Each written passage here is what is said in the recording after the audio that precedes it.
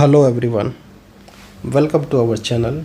Today we are going to discuss about a very important topic, which is approach to anemia. Anemia is basically defined as hemoglobin level or RBC count below the normal limit. Say for example, hemoglobin normal level is 13 to 17 gram per deciliter in adult male, and 11.5 to 15 or 16 gram per deciliter in female. If hemoglobin level falls below the normal limit of the hemoglobin, like less than 13 gram per deciliter in male and less than 11.5 gram per deciliter in female, then this condition is known as anemia, or anemia can be defined as decreased RBC count below the normal limit. So there are certain signs and symptoms of anemia like weakness, fatigue, pallor, and there are so many other signs according to the type of anemia. Breathlessness, palpitation in case of severe anemia. So whenever a patient present with these signs and symptoms classical of an anemia, then we ask for a certain investigation like hemoglobin estimation and hematocrit estimation. In case of anemia, hemoglobin and hematocrit is decreased below the normal limit, and we identify the anemia. Once the diagnosis made that person has anemia, then we need to classify which kind of anemia is this to provide a precise treatment and better recovery. Then we order a reticulocyte count. If reticulocyte count is normal or low, normal reticulocyte count in adult is less than 2% of total RBC, or 0.5 to 2% of total RBC. Whenever the retic count is normal or low, then we ask for the mean corpuscular volume, MCV. Normal MCV is 80 to 100 femtoliter in an adult.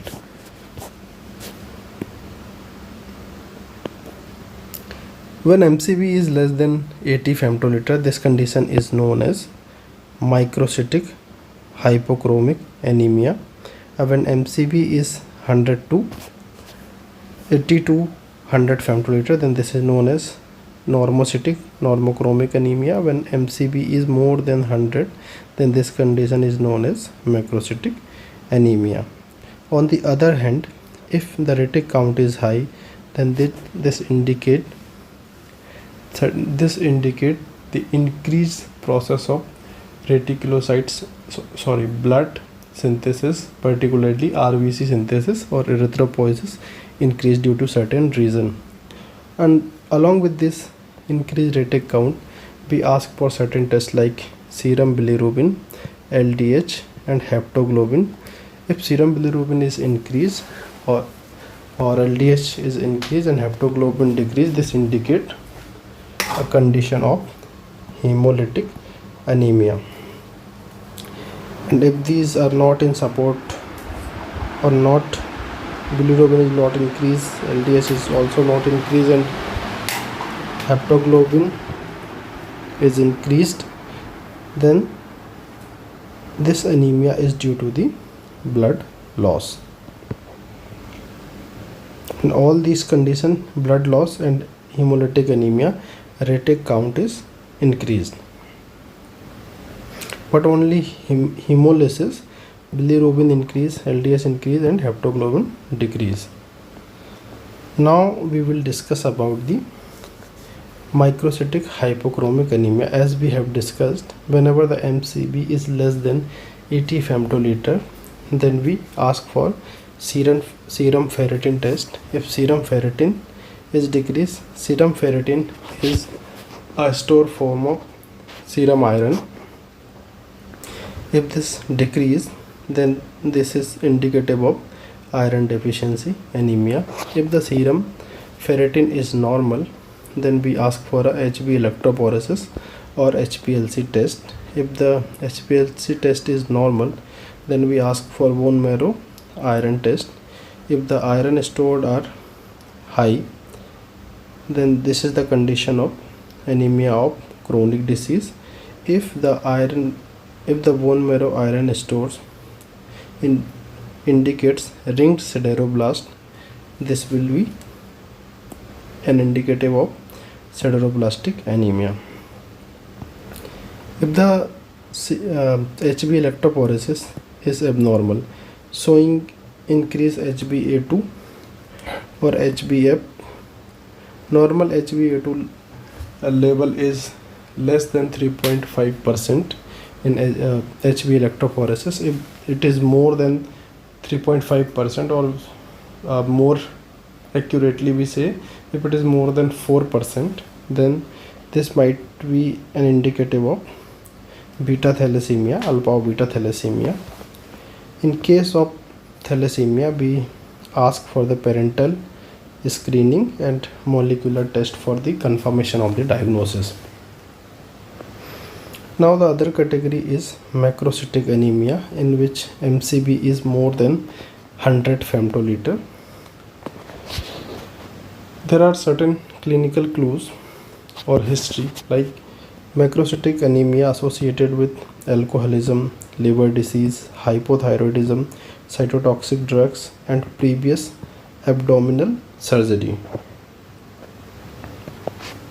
In small intestinal surgeries, there may be a result in macrocytic condition.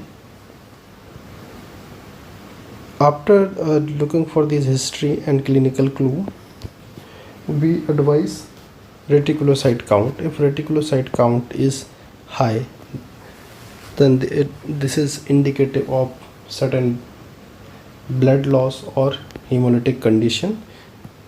In case of high retic count, we ask for a peripheral smear examination. If we find polychromasia,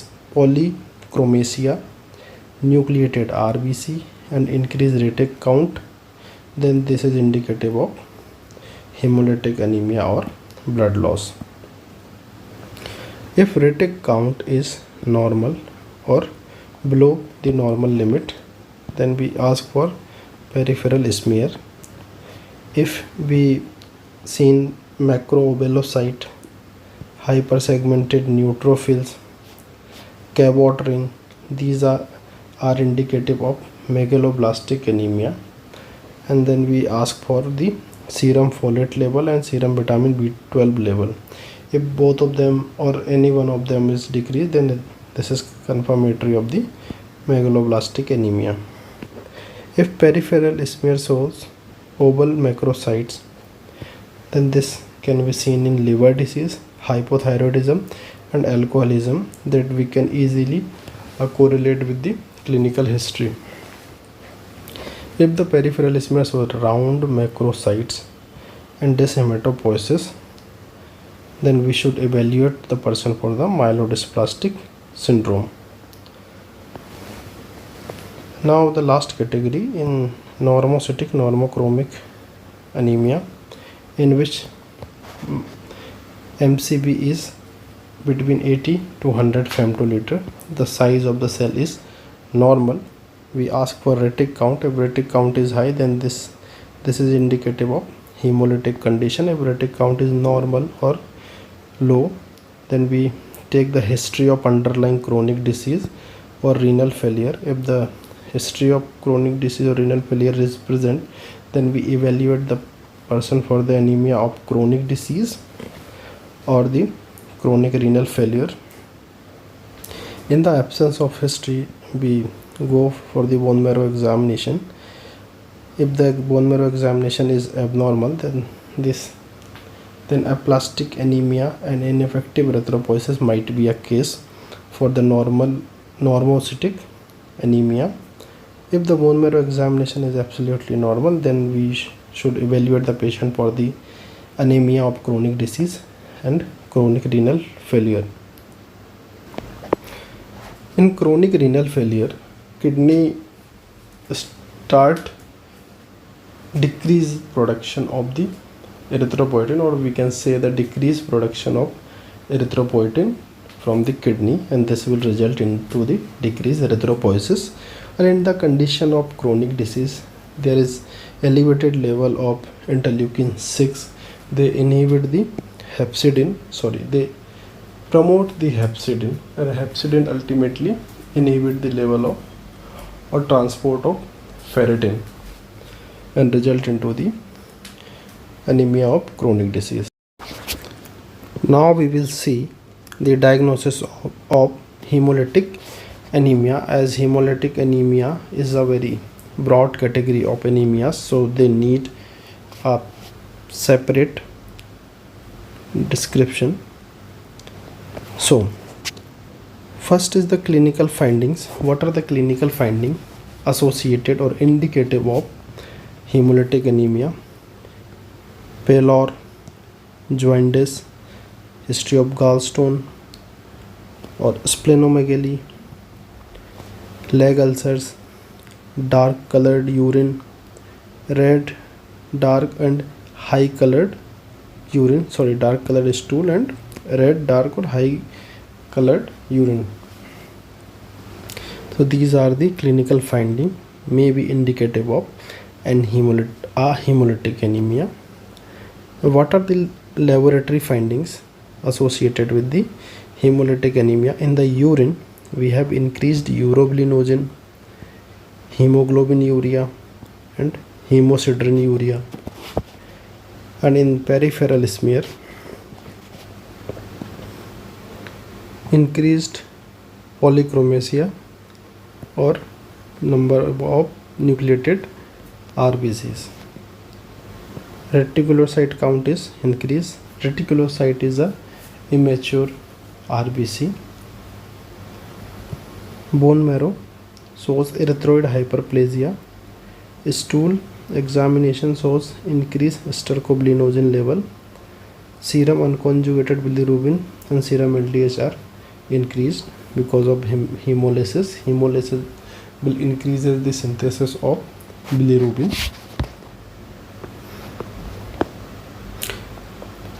Now the morphological diagnosis of hemolytic anemia. Morphological diagnosis of hemolytic anemia. Reticulocyte count is increased. Then we ask for the peripheral smear examination. There are so many types of cell we found on the peripheral smear, and they help us to make a diagnosis of a particular type of hemolytic anemia. Like target cells along with the nucleated RBC is indicative of thalassemia. In the target cells, we have a target like RBC in which there is no central pallor.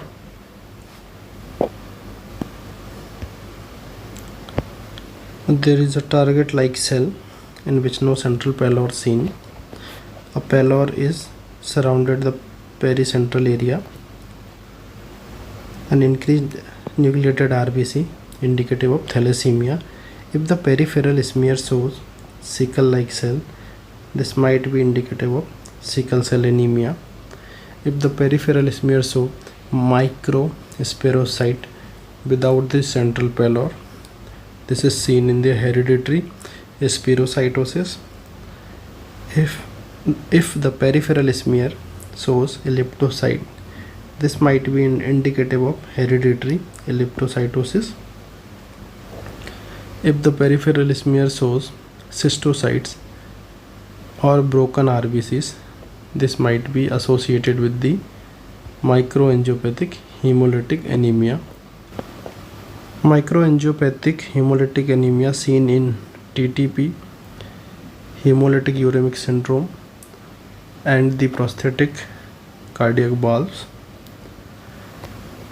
If the spherocytes round RBCs without central pallor seen, then we ask for the Coombs test. If the Coombs test is positive, then this is because of the autoimmune hemolytic anemia. If the Coombs test is negative, then we look for the hinge bodies and white cell. If hinge body and white cells are present, then this is indicative of G6PD deficiency. So this is a brief about the diagnostic approach or diagnosis of hemolytic anemia, in which we have discussed about the various clinical findings, various laboratory findings, and the morphologic diagnosis of hemolytic anemia on the peripheral examination. Thank you.